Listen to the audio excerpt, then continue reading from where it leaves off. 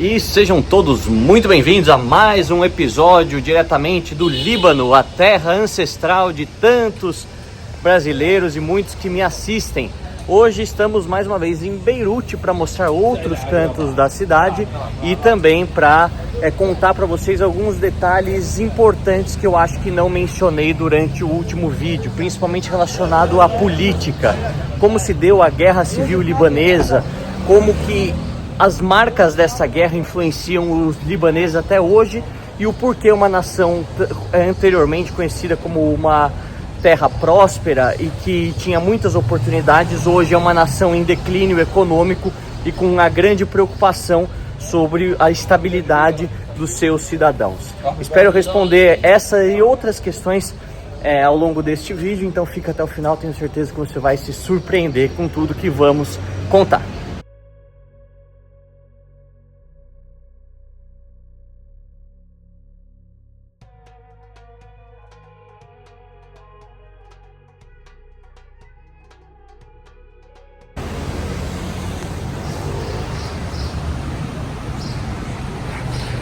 E me impressiona que muitas das localidades aqui em Beirute me lembram cidades brasileiras. Vocês conseguem ver que os fios são para fora, né? Então, São Paulo, grande parte do Rio de Janeiro e outras grandes cidades no Brasil também tem essa mesma estrutura da fiação elétrica. Não tem um estilo arquitetônico único, então você vê em prédios mais antigos, com varandas amplas, com outros prédios mais modernos e não tão bonitos, né? Com as janelas menores. É uma sensação que remete não só ao Brasil, mas a outros países da América Latina. E do nada você chega num canto, tem um restaurante mais bem apessoado. É uma variedade de muitos cenários diferentes que torna esse país também fascinante neste ponto.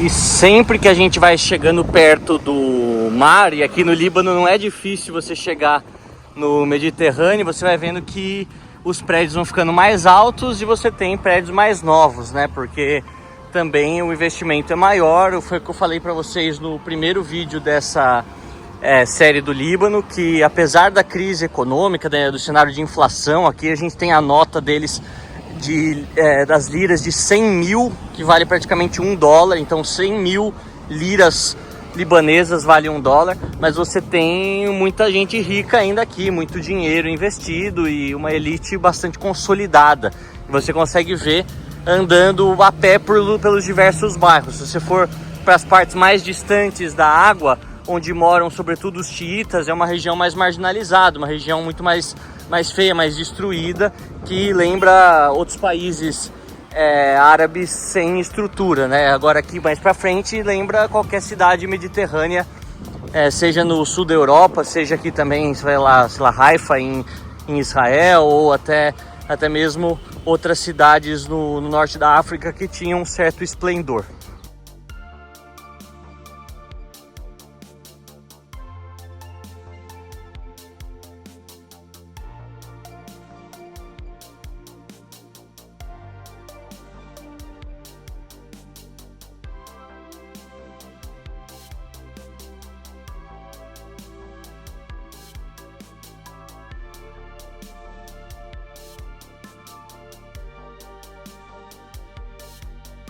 E aqui nós temos outro ponto emblemático da cidade, esculpido pela natureza, o Saquat al-Rocher, Le Rocher, eles falam em francês, mas um lugar muito bonito em que você tem essa abertura, né? Vocês conseguem até ver o barco passando ali por baixo, olha só que legal, muito bonito essa construção, né? Feita pela erosão, pelo vento, pelas ondas, milhares e milhares de anos, muito bonito, um dia muito agradável aqui no Mediterrâneo.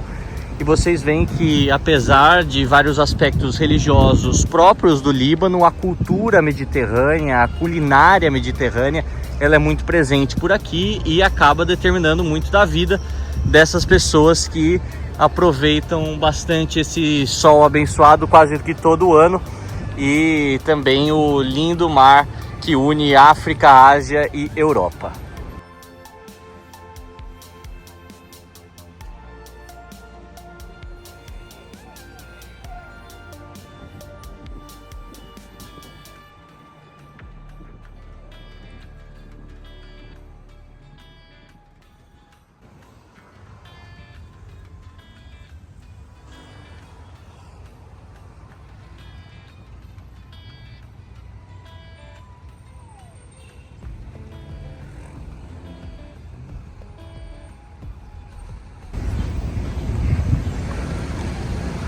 E vocês, o que estão achando do Líbano? Deixa aqui nos comentários.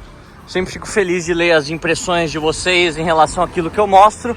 Também saber um pouco da origem de vocês, se alguns de vocês têm ascendência libanesa. Enfim, continuando aqui o nosso passeio, vocês veem que um problema grave no Líbano é a questão do lixo. Não é um país muito limpo. Você vê que a coleta de lixo ela é irregular, e desde a minha última visita esse era um problema já mencionado pelas pessoas, né? Que até mesmo nos lugares mais nobres, mais bonitos, perto aqui do mar, nós temos a dificuldade de uma coleta organizada por parte do governo, e também a gestão dos resíduos, né? Reciclagem, etc. A gente vê que o Líbano, para aqueles que têm alguma relação com esse país e visitaram há, sei lá, alguns anos, principalmente na década de 60, 70, era um país diferente, né? A guerra civil, que começa em 1975, ela tem um aspecto devastador para o Líbano e que muda para sempre a sua estrutura, causando grandes dificuldades, e é em relação a isso que eu vou falar a seguir.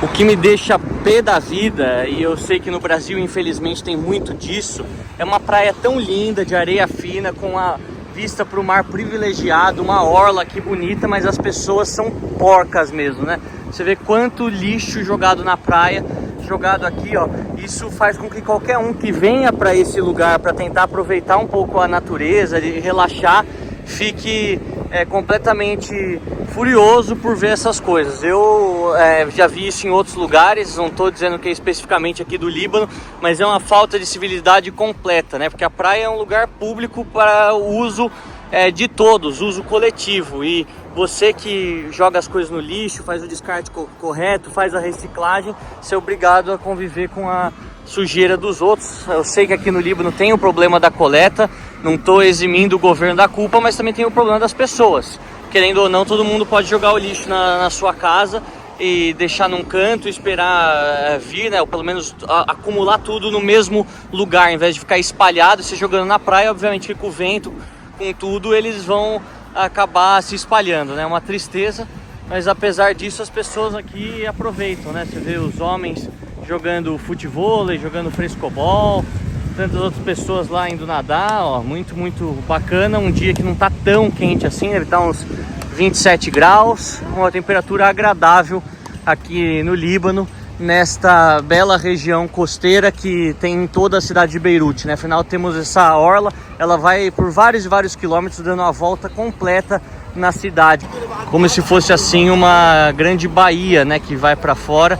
Mas muito interessante, estou feliz de rever este lado da cidade também tão agradável.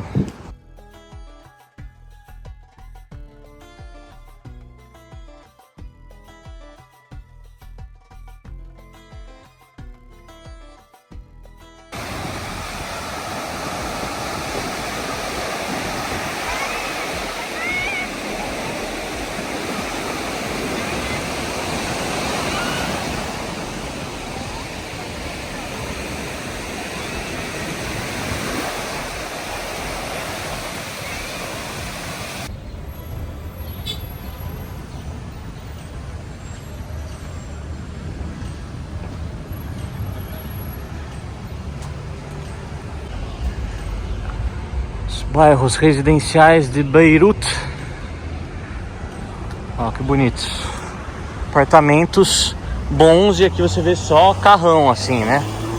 Ó, Land Rover, Range Rover, uns Porsche. Então você vê que o pessoal aqui, não muito distante, andei talvez 1 quilômetro e pouco, já é de um nível financeiro mais alto, né? Essa questão da desigualdade urbana tão drástica de um bairro para o outro, poucos quilômetros de distância, lembra também o Brasil, um país marcado também por essas desigualdades.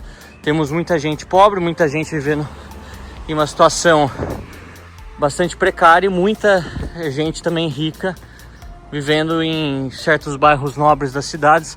Eu sempre pego como referência São Paulo e Rio, já que eu sou do estado de São Paulo, e a gente vê muitas essas diferenças por lá, mas eu acredito que seja aplicável em todo o Brasil. A gente sabe que é uma realidade de todo o Brasil mesmo.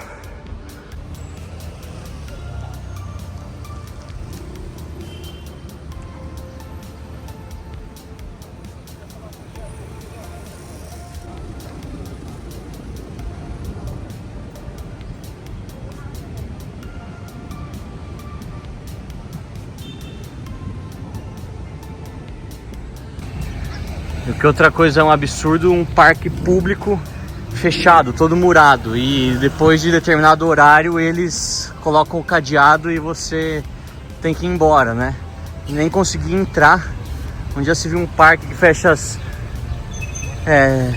que horas são? 6 da tarde, pô, horário que as pessoas saem do trabalho e podem passear. Bonito o parque por dentro, mas infelizmente aqui é assim também. Você vê que a síndrome do pequeno poder é um problema em todos os países árabes. Qualquer pessoa com um crachá que seja, pode ser impresso na própria casa dela, ela vai se achar a mais poderosa do mundo e vai te destratar, né? Nos países árabes, os países muçulmanos, de maneira geral, é sempre assim.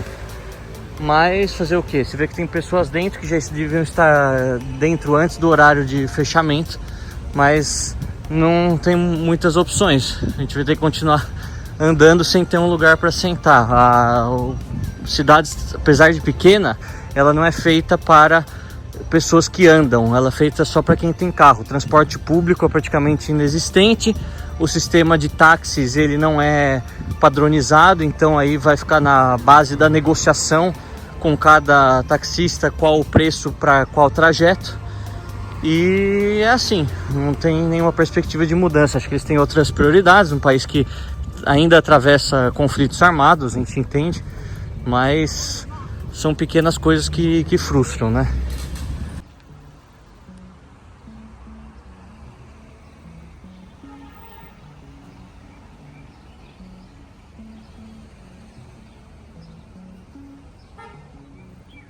Bom, pessoal, meu intuito hoje era sentar em alguma praça aqui em Beirute e falar para vocês um pouco sobre a guerra civil e o desenvolvimento religioso aqui durante os últimos 150 anos. Como infelizmente não achei nenhum canto, a cidade de Beirute ela é cheia de diversos prédios, lojas, com pouco espaço, poucos parques públicos, eu tive que ficar aqui no hotel, mas a mensagem é importante para que a gente possa entender os próximos episódios e tenho pelo menos alguns vídeos mais para gravar aqui, não só em Beirute, mas em outras cidades do Líbano. Primeiramente, é bom dizer que as raízes cristãs do Líbano, elas datam desde o século I, desde o período apostólico. Inclusive na Bíblia está descrito que o apóstolo Paulo esteve nas cidades mais ao sul aqui de Beirute, de Tiro e Sidom, né, duas cidades que, se a gente continuar seguindo, chega na fronteira de Israel, chega nos limites da antiga Palestina.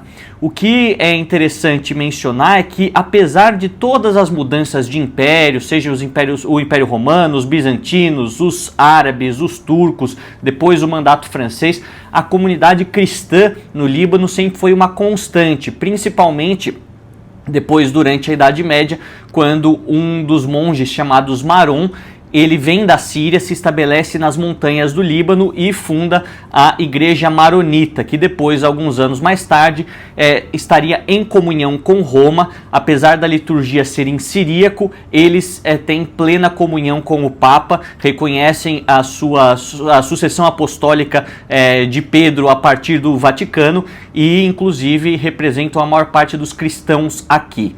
Por que eu falo dos cristãos antes de chegar na guerra civil? Porque a população cristã desta parte sempre foi aquilo que diferenciou o Líbano de outras regiões do Oriente Médio, principalmente após a conquista e a invasão muçulmana em toda a região do Levante. Vocês viram na série da Síria que há muitos cristãos que também vivem na Síria. No Iraque tínhamos também muitos. Em todos os outros lugares a população cristã também existiu, mas aqui no Líbano sempre foi uma porcentagem mais expressiva.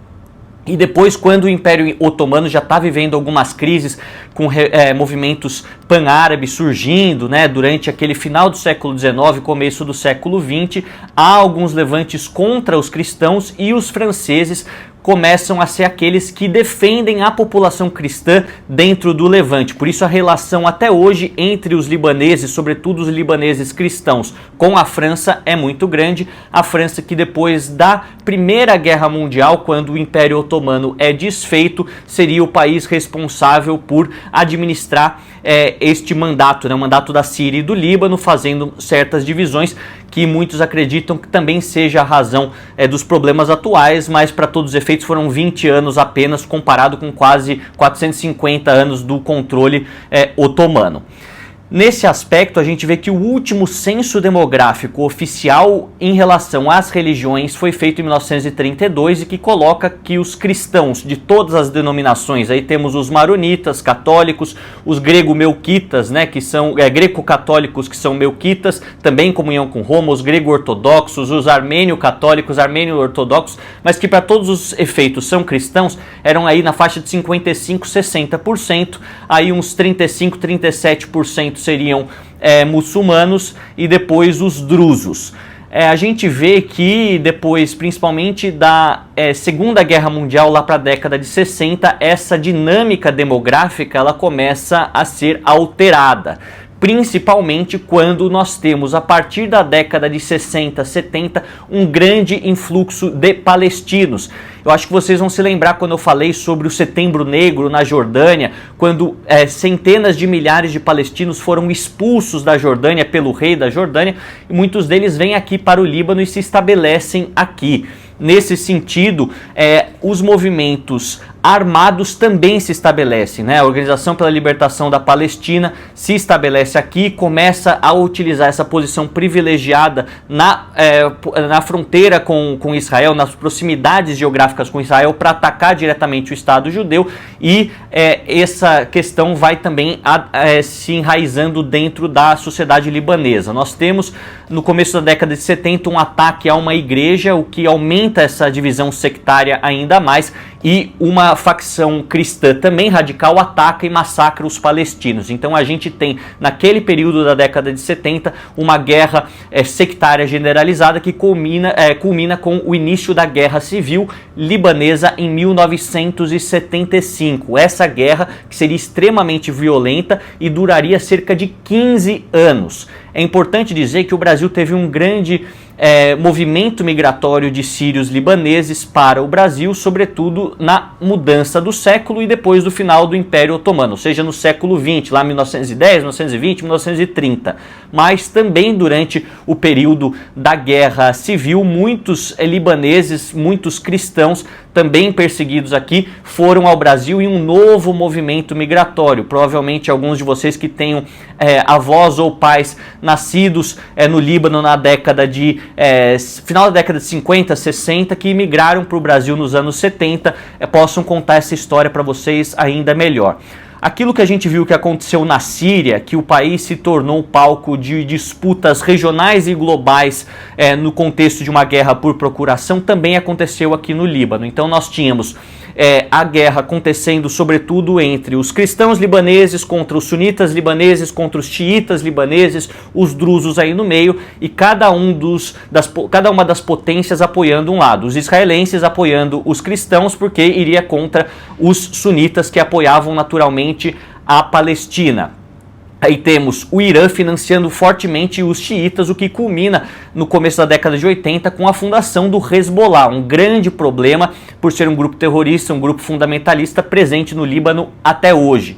Do lado da Síria, nós temos o apoio aos árabes sunitas, que seriam contra os cristãos e seriam contra Israel, além de ser também contra os iranianos naquele contexto. Havia uma série de alianças circunstanciais. E os Estados Unidos, como sempre, também presentes neste conflito, apoiando aqueles que eles achavam que seria mais benéfico para garantir a sua posição de presença importante aqui no Oriente Médio. Essa guerra ela acabou vitimando, alguns calculam, cerca de 200 mil pessoas, mas ocasionou o deslocamento de cerca aí de 1 milhão e meio de libaneses internamente para outros lugares do Oriente Médio e também para outros países.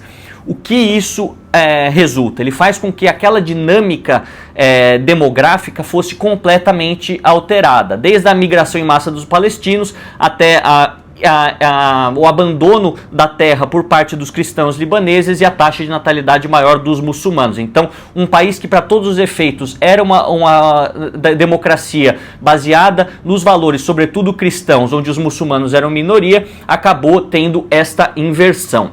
É bom dizer que depois, que no contexto ainda do mandato francês, o Líbano prestes a conseguir sua independência, em 1943 nós tivemos o Pacto Nacional, que foi um pacto verbal feito, não escrito, de que a divisão do poder no Líbano seria também de maneira sectária, ou seja, consolidando uma democracia confessional. Isso determinava que o presidente da república seria sempre um cristão maronita. O primeiro-ministro seria sempre um muçulmano sunita e o presidente da Câmara dos Representantes um muçulmano xiita.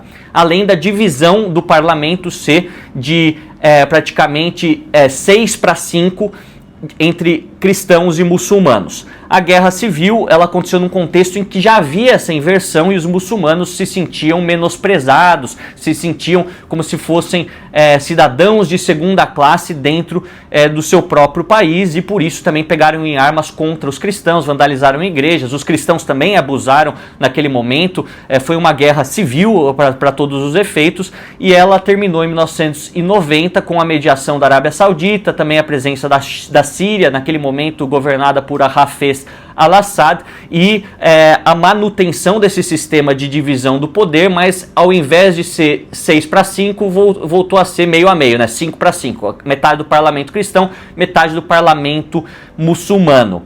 Até hoje esse é um problema porque a população cristã agora parou de cair, ela se estabilizou, mas ela está na faixa dos 38-40% e os muçulmanos na faixa dos 55-58%. Então eles acham que deveriam ter mais poder. Mas a gente vê que isso acaba sendo uma ameaça direta à democracia do Líbano. Sem nenhum tipo de proselitismo, a gente tem que dizer que dos 50 países do mundo que tem maioria muçulmana, nenhum é uma democracia plena. Todos eles têm grandes violações relacionadas aos direitos humanos, à liberdade individual de expressão, à liberdade de imprensa e à liberdade das mulheres.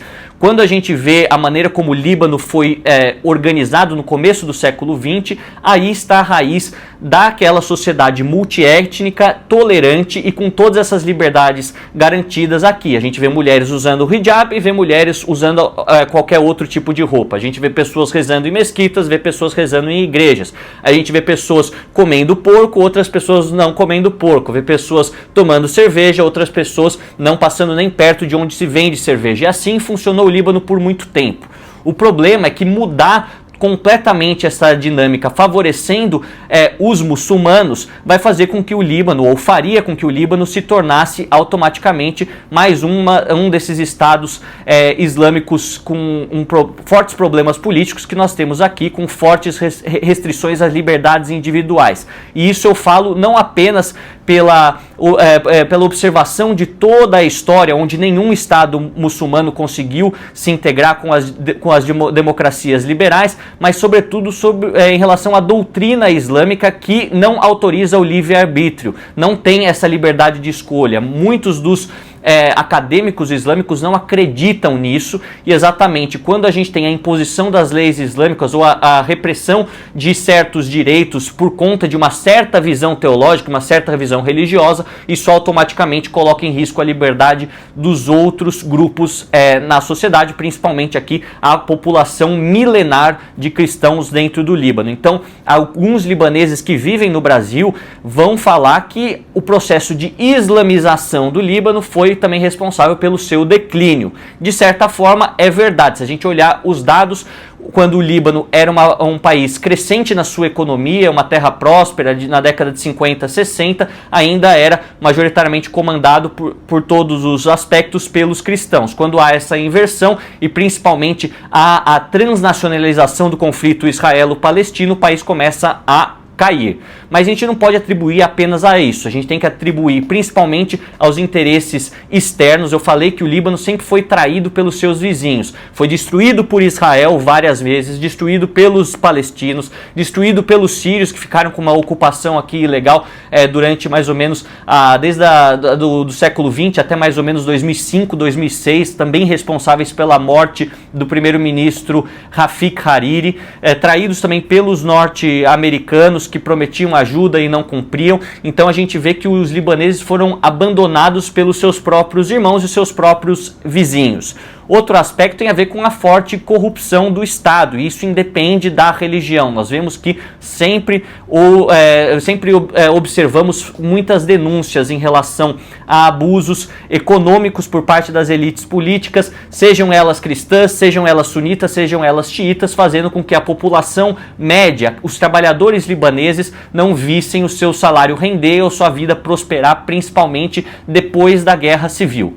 E por último, outros dois assuntos, outros dois fatos que foram fundamentais para esse declínio que a gente consegue observar hoje em dia, é a explosão do porto de Beirute, que eu já falei para vocês no primeiro vídeo, em 2019, algo terrível e que causou muitas complicações econômicas para toda essa área costeira da capital, e também a utilização do Líbano como um país de desenvolvimento de diversas organizações terroristas, sobretudo o Hezbollah. O Irã, que é um dos maiores financiadores do terrorismo internacional, se não o maior, é aquele que mais luta para iranizar o Líbano e acabar com esta multiplicidade étnica religiosa que nós temos aqui, já que o Hezbollah, com a guerra ilegal que faz no sul do Líbano, atuando paramilitarmente ao exército oficial libanês, tem